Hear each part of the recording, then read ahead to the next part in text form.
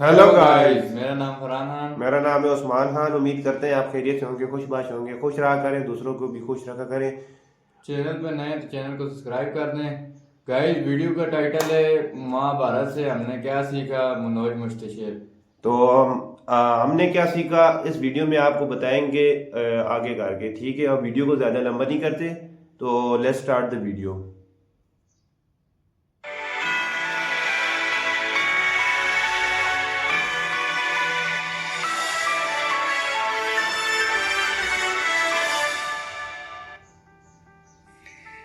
नमस्कार। मैं हूं मनोज मुंतशिर। पिछले दिनों मैंने अपने YouTube चैनल पर हल्दी घाटी का पाठ किया तो आप में से कई लोगों ने मेरी पीठ थपथपाई, मुझे शाबाशी दी। लेकिन कुछ ऐसे भी साथी थे जो मेरी इस पहल से नाराज हो गए। यार इस तरह एक नहीं करना सवाल चाहिए, कई नाराज नहीं बार होना उठाया चाहिए। गया कि इतिहास जानना क्यों जरूरी है। जो हो गया वो हो गया, अब गड़े मुर्दे क्यों उखाड़ना। दोस्तों, इतिहास जानना गड़े हुए मुर्दे उखाड़ना नहीं, दबे हुए खजाने खोदना है। सही बात है। क्यों जरूरी है इतिहास जानना? ताकि इतिहास में जो गलतियां हुई हैं हम उन्हें दोहराए नहीं, और जो कुछ अच्छा हुआ है, सही हुआ है, प्रोडक्टिव हुआ है, हम उससे कुछ सीख के पूरी मानवता को फायदा पहुंचाएं, इस दुनिया को और बेहतर बनाएं। हमें कई बार लगता है कि बात बहुत पुरानी हो गई, अब प्रासंगिक नहीं है, रिलेवेंट नहीं है, लेकिन यही हमारी भूल है। जो चुनौतियां तब थी वही आज भी हैं, बस थोड़ा सा रंग रूप बदल गया है। मैं शास्त्रों का ज्ञाता नहीं हूं, पंडित नहीं हूं, लेकिन प्रेमी जरूर हूं। मुझे इतिहास पढ़ना और उससे सबक लेना अच्छा लगता है, और मैं हर वो चीज आपके साथ बांटना चाहता हूं जिससे मुझे फायदा हुआ है। 1988 में मेरी उम्र तकरीबन 12 साल थी। यही वो साल था जब मैंने टेलीविजन पर पहली बार महाभारत देखी। टीवी पर तो खैर सीरीज खत्म हो गई, लेकिन मेरे मन में महाभारत का एक एक पन्ना रोज खुलता रहा। मैं हैरान रह जाता ये सोचकर कि 5000 साल पहले जो हुआ उससे आज कितना कुछ सीखा जा सकता है, समझा जा सकता है, और प्रैक्टिकली अपनी सफलता के लिए अप्लाई किया जा सकता है। आज मैं आपको बताऊंगा सफलता के वो 5 सूत्र जो हम सबको महाभारत से सीखने चाहिए। क्वालिटी नहीं, क्वालिटी। ये दुविधा आपके सामने किसी न किसी रूप में हर दिन आती होगी, मेरे सामने तो आती है। बहुत सारी फिल्मों के ऑफर्स होते हैं, गाने लिखने हैं, डायलॉग्स लिखने हैं।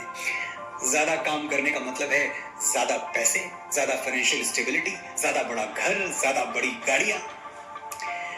लेकिन कहीं ऐसा तो नहीं कि ज्यादा की दौड़ में हम कम और बहुत कम की तरफ बढ़ते जा रहे हैं। ये कृष्ण बात का सही बोल रहे संबंध हैं। कौरवों और पांडवों दोनों से था। वो दोनों में किसी का भी विनाश नहीं चाहते थे। आखिर तक वो युद्ध को टालने का प्रयास करते रहे। पांडवों का संधि प्रस्ताव लेकर हस्तिनापुर भी गए। मैत्री की राह बताने को, सबको सुमार्ग पर लाने को, दुर्योधन को समझाने को, भीषण विध्वंस बचाने को भगवान हस्तिनापुर आए, पांडव का संदेशा लाए। दो न्याय अगर तो आधा दो, पर इसमें भी यदि बाधा हो तो दे दो केवल 5 ग्राम। रखो अपनी धरती तमाम, हम वही खुशी से खाएंगे, परिजन पर असी न उठाएंगे। दुर्योधन वो भी दे न सका, आशीष समाज की ले न सका। अब तो युद्ध अवश्यम भावी था, होना ही था। कृष्ण ने निष्पक्ष रहते हुए दुर्योधन और अर्जुन दोनों को एक विकल्प दिया। एक तरफ मेरी एक अक्षौहिणी नारायणी सेना है, दूसरी तरफ मैं अकेला, जिसको जो चाहिए ले लो, चुनाव तुम्हारा है। एक अक्षौहिणी सेना में क्या क्या होता है मैं बताता हूं।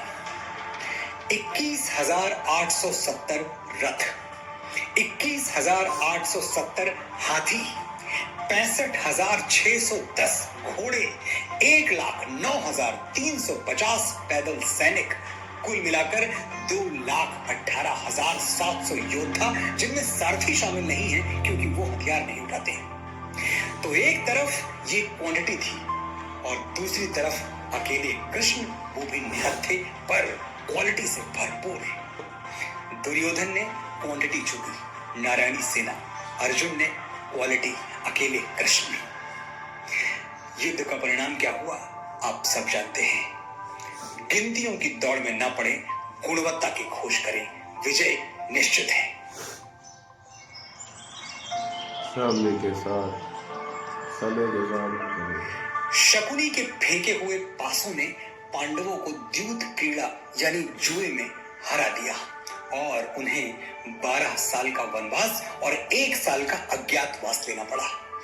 शर्त यह थी कि अगर अज्ञातवास के 1 साल में पांडवों में से कोई भी पहचान लिया गया तो 12 साल का एक और वनवास फिर से शुरू हो जाएगा। अज्ञातवास की परिस्थिति कितनी कठिन थी आप अंदाजा लगा सकते हैं। हर हाल में छुपना ही था, और छुपने वाले भी कौन जो हजारों लाखों करोड़ों में पहचान लिए जाएं। पांडुपुत्र हस्तिनापुर के राजकुमार, एक दुनिया का सबसे बड़ा धनुर्धर, दूसरा इतना बलवान कि पर्वत को भी बगल में दबा ले तो वो कड़कड़ा के चटक जाए। धर्मराज युधिष्ठिर जिन्होंने सत्य का व्रत ले रखा था, यानी पकड़े गए तो झूठ नहीं बोलेंगे, मान लेंगे कि वही युधिष्ठिर हैं। नकुल और सहदेव जिनके बारे में कहा जाता है कि उनसे सुंदर युवक संसार में दूसरा कोई था ही नहीं। और पांचाली, द्रौपदी, ब्रह्मांड की सबसे दिव्य स्त्री, इनका छुपना, अज्ञात रहना एक असंभव चुनौती थी। लेकिन इस चुनौती से घबराकर इस पर आंसू बहाने की जगह पांडवों ने तय किया कि समय बदला है तो हम भी बदल जाएंगे।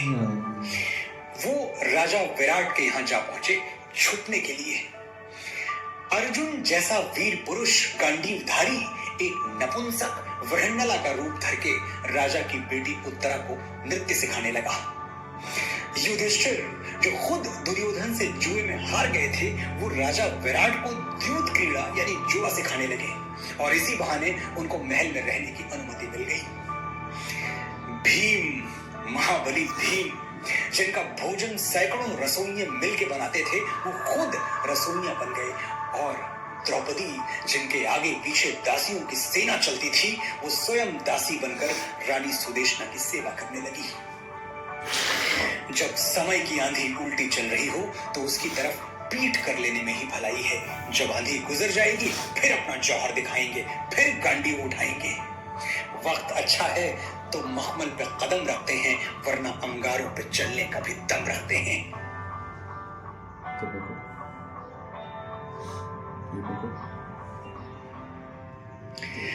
कामयाबी के लिए नेटवर्किंग जरूरी है। आप जितने भी सक्षम हो, आपको दूसरों की जरूरत पड़ने ही वाली है। इसलिए अच्छा होगा कि संबंध जोड़ते चलें, बिना ये सोचे कि इस रिश्ते का आज आपको कोई फायदा होगा या नहीं। कल पर नजर रखें, दूरदृष्टि। कौरवों से लड़ने के लिए पांडवों के पास कुछ नहीं था, न सेना, न हथियार, न राज्य, लेकिन संबंध थे जो उन्होंने अलग अलग समय पर जोड़ रखे थे। द्रौपदी से ब्याह किया तो उनके पिता पांचाल नरेश संबंधी बन गए। अर्जुन ने कृष्ण की बहन सुभद्रा से विवाह किया तो कृष्ण की राजधानी द्वारिका भी कूटनीतिक रूप से पांडवों के सहयोग में उतर आई। अर्जुन ने अपने बेटे अभिमन्यु का विवाह उत्तरा से किया जो मत्स्य राज्य की राजकुमारी हुआ करती थी। कुरुक्षेत्र में मत्स्य सेनाएं पांडवों की ओर से लड़ी। पांडवों ने तमाम बाधाओं के बावजूद अगर कुरुक्षेत्र का रण जीता तो इन्हीं संबंधों के बल पर। सीखने वाली बात यह है कि जितने ज्यादा आपके दोस्त होंगे, सफलता की संभावनाएं उतनी ही ज्यादा। मतलब जितने ज्यादा आप दोस्त बना सकते हो ना, बना लो, आपकी कभी अपडेट है। अभिमन्यु अर्जुन का पुत्र, महापराक्रमी, जन्मजात योद्धा। अर्जुन ने तो फिर भी रण कौशल गुरुओं से सीखा था। अभिमन्यु तो जन्म से ही रण विद्या में दक्ष था। कहते हैं उसने मां के पेट में ही चक्रव्यूह तोड़ने की विद्या सीख ली थी।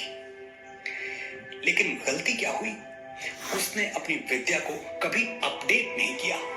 जितना सीखा था उसी पर रुक गया, शिक्षा कभी पूरी नहीं की। परिणाम, वो शत्रु का चक्रव्यूह तोड़कर उसमें प्रवेश तो कर गया, लेकिन जीवित वापस नहीं लौट पाया, क्योंकि वापस लौटने का पाठ कभी पढ़ा ही नहीं। अर्जुन कुमार की कथा किंतु अब तक भी हृदय हिलाती है। सभ्यता नाम लेकर उसका अब भी रोती पछताती है। संभावनाओं से भरा हुआ एक तेजस्वी युवक जिसका भविष्य नक्षत्रों की तरह उज्जवल था, वो अकाल मृत्यु के अंधकार में खो गया सिर्फ इसलिए कि उसकी जानकारी अधूरी रह गई थी। अभिमन्यु की तरह रणभूमि में प्रवेश भी करना है और अर्जुन की तरह विजयी होकर वापस भी लौटना है तो अपने आप को हमेशा अपडेटेड रखें।